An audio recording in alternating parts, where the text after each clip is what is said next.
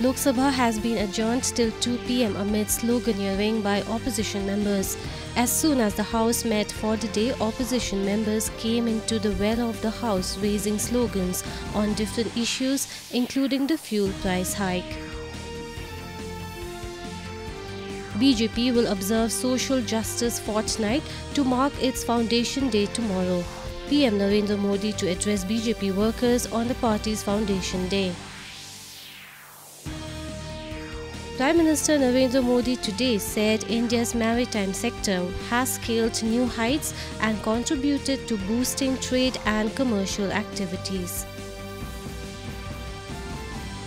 The Superintendent of Police Ribhoi District, Nongpor, has informed to all owners or drivers of vehicles in Ribhoi District that arrangements have been made for fixing the radium reflector on vehicles and supply of first aid box in the district with effect from 1st of April 2022 till the 31st of May 2022.